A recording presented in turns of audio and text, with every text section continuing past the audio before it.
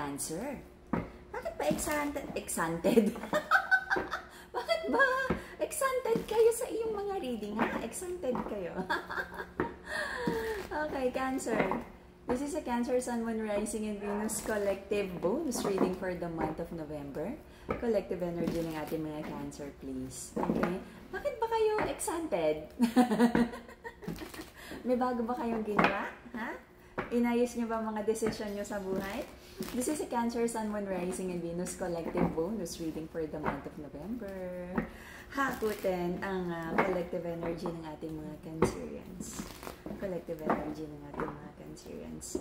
This is a Cancer, Sun, Moon, Rising, and Venus collective bonus reading for the month of November. Let's see kung ano meron. Cancer, Sun, Moon, Rising, and Venus collective bonus reading for the month of November. Kabuhayan, kaperahan. Okay?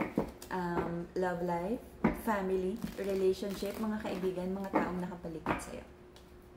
Cancer, Sun, Moon, Rising, and Venus collective bonus reading for the month of November. Let's see. Excited kayo, ha? Alrighty, Cancerian.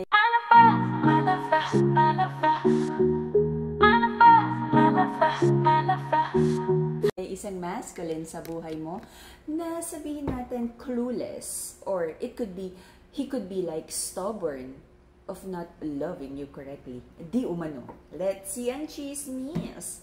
Okay. There's a masculine in this connection na nakagawa ng mga pagkakamali, Ate Charo. At hindi siya nagtitake accountability. Very stubborn ang ating masculine. Okay? Sabi ng masculine, naghihintay lang siya na medyo mahimasmasan ang feminine. Okay? I feel naging pattern na to, no? Hinihintay lang niya, lumamig ang ulo mo. Pag malamig na yung ulo ni feminine, pwede na ulit siyang bumalik, makipag-usap without really taking personal accountability and like bigyan ng like change behavior sa relationship na to. Okay? Cancerian, nagkaroon ng building ang connection na to. Ano ba yan? Pinipigilan ako kanina. Kung ano pinagsasabi ko, ngayon pumipiyok ako. Okay. Maraming overthinking, you're trying to build in this connection, pero sabi ng ating mga Cancerians, tuloy lang, ilalaban, gawin ang lahat ng makakaya. Okay? 100% ng lakas. I feel for most of you, nag-focus na lang din sa kabuhayan, kaperahan. Sabi mo, ilalaban mo yan because bills are lifer. Okay? Nagkaroon dito ng choice to stay in this connection. For most of you na nasa, like, may anak, live-in, magkasama na sa bahay, hindi ganun kadali really to quit sa connection na to. Kaya, sige, nakatali ka pa rin, energetically tied sa connection na to. And I feel, kahit nahihirapan ka, choice mo naman to. Okay? Lack of effort in this connection, napupuno ng kasinungalingan, lies, broken promises. But patuloy pa rin ang sorry, apology, pero hindi ko nararamdaman na sincere at may kasamang change behavior ang apology dito. Wala akong nakikitang harvest time, good outcome, or like positive transformation, paulit-ulit lang, apology, tapos pag okay na, ulit-ulit sa maling gawa. Okay? Pero kahit ganun, pinipilit nyo pa rin na ilaban ang connection na to. Maraming unacceptable behavior sa relationship na to, pero it feels like sabi mo, sige, baka naman magkaroon ng magandang outcome, but let's see. Sa nakikita ko, kung may stubbornness or kung wala pang realization yung other person na may mali sa ginagawa niya, paano mag-start ang pagbabago kung hindi niya naman ina-admit na may mali at kailangang ayusin sa sistema at sa habit niya. Okidoki. Paano nga ba? Okay. Mental clarity and stronger connection with your intuition, the purple crystal, amethyst. Grounding, protection, to protect yourself from evil eye, Madagascar, black tourmaline. Okay. Harmony, to balance your heart chakra, to help you heal emotional wounds, Madagascar rose quartz, the pink crystal. Manifesting abundance, Brazilian citrine. Happiness and abundance, Brazilian citrine. Okie dokie. Lahat ng crystals natin, authentic, cleansed, and blessed by an enlightened guide. Alright, so, Nagkaroon ng away, misunderstanding, sadness, disappointment, pero kahit ganun ang nangyari, you chose to stay. Sabi mo, ito yung decision eh. So for now, recent past, sabi mo,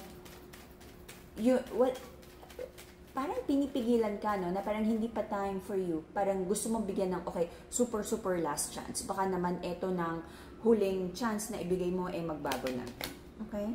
Nagkaroon ng mga maling decision with a judgment in reverse.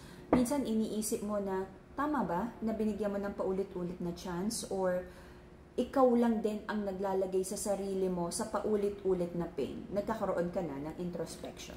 Okay? Prayers and manifestations, justice in reverse. Pinagpe-pray mo na sana umayos na ang sitwasyon, magkaroon ng pagkakaintindihan, harmony, lalo na kapag may involved na pangako ng pag-ibig, kasal, engage, living in together. You're lacking confidence already kung maaayos pa to, pero sabi mo, sige, pikit mata, susugal ka pa, one last chance. May mga trust issues din dito. Right now, Cancerian, sabi mo, gusto mong makipag-usap sa yung person to find clarity. Ano ba talaga yung plano niya? Para maramdaman mo rin or magkaroon sa iyo ng clarity kung ito na ba talaga yung last chance and if ever ano yung next plan mo, manalo matalo. But very hopeful ka na this time, magbabait na ang iyong person. Your person. May little white lies ang iyong person. He's holding the sword of truth in reverse. May konting, hindi konti, may manipulation. Lies, manipulation. He's telling you everything that you want to hear, not the truth. And choice niya yon para hindi ka magalit.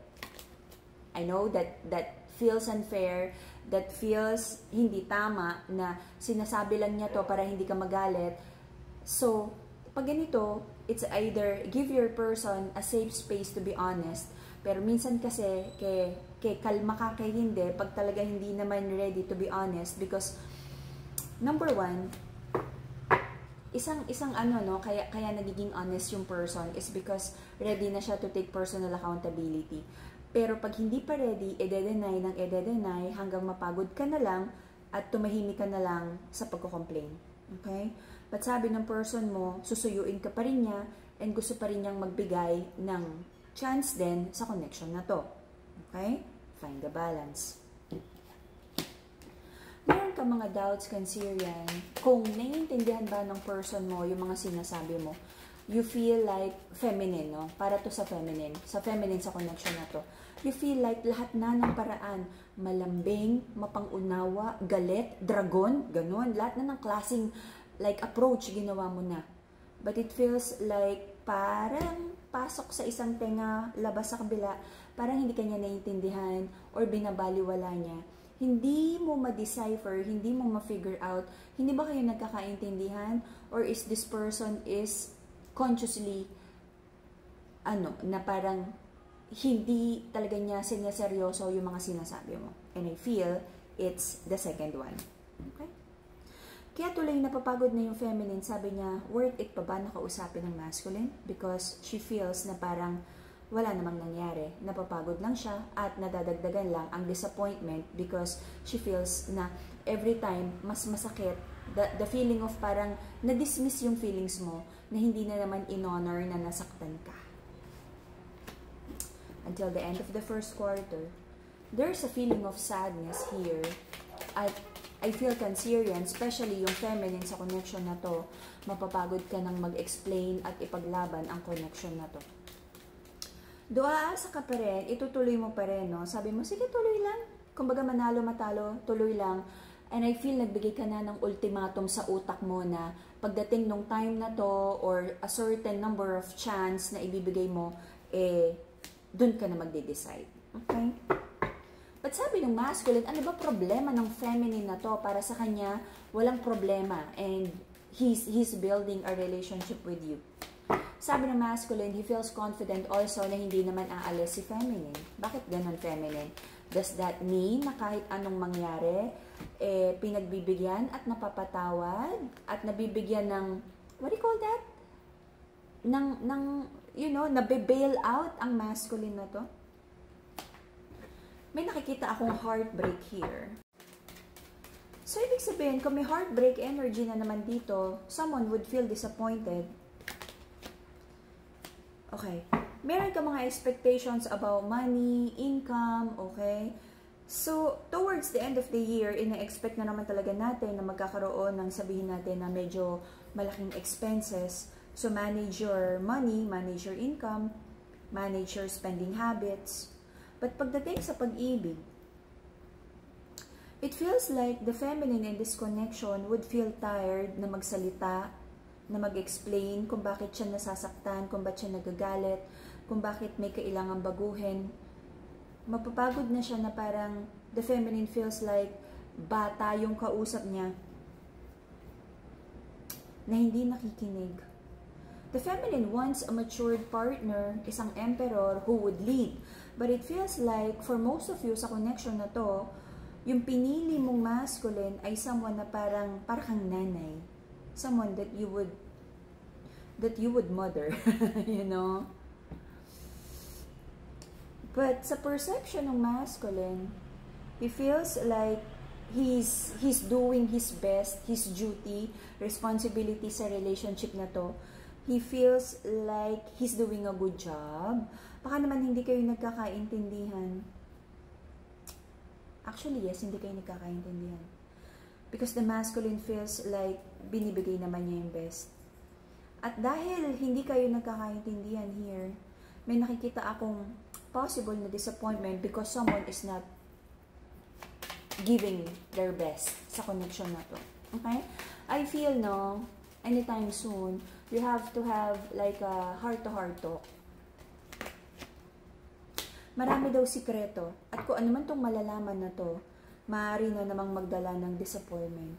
Number one kasi, may energy of, sabihin natin, hindi kayang mag-open up ng masculine. Okay? Because I feel, may energy na rin si feminine na parang lagi ng galit, laging mainit ang ulo.